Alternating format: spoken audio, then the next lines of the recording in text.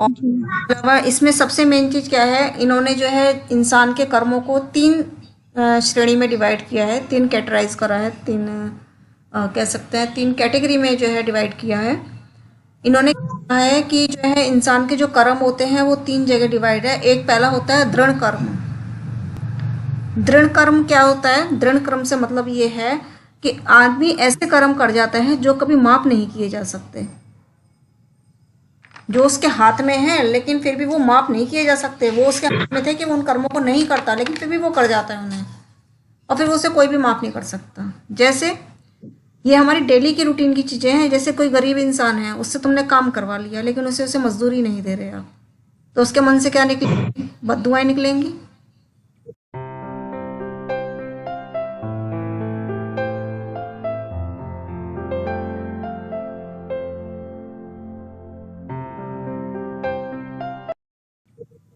ठीक। जी। अब आप क्या खुश होते हो? आपके घर में कोई प्लम्बर आया काम करने, आपने उसे 500 रुपये उसने कही, उसने आपने कहा ठीक है भाई काम कर दे, देखी जाएगी बाद में।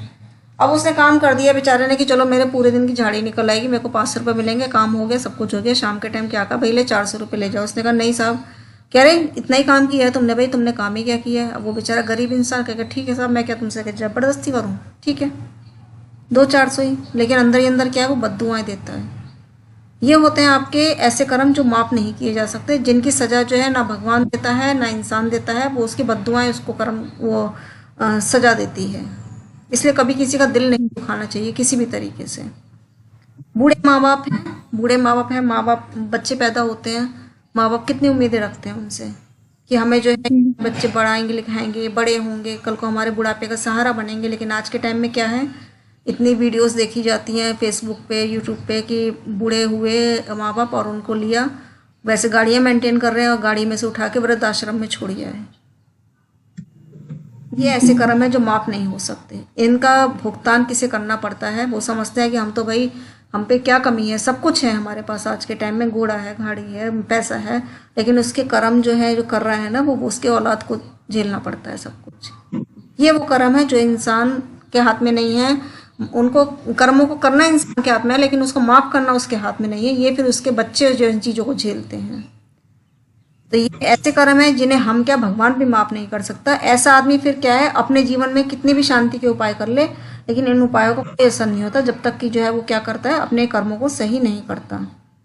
फिर वो क्या है कि जब जीवन में दुख आने चालू हो जाते हैं, उसके कर्मों की सजा उसे मिलती है, फिर वो कहता है कि मैंने तो ऐसे कोई कर्म किए नहीं है, ऐसा क्या हुआ कि मेरे को जो इतना झेलना पड़ा। फिर वो जो ज्योतिषों के पास जाता है, लेकिन ज्योतिष क्या है, ज्योतिष उसकी कुंडली देखते हैं, कहते हैं साहब आपकी कुंडली तो बहुत अच्छी है, आपकी कुंडली में तो मुझे कुछ भी नहीं दिख रहा, फिर भी सुख नहीं है।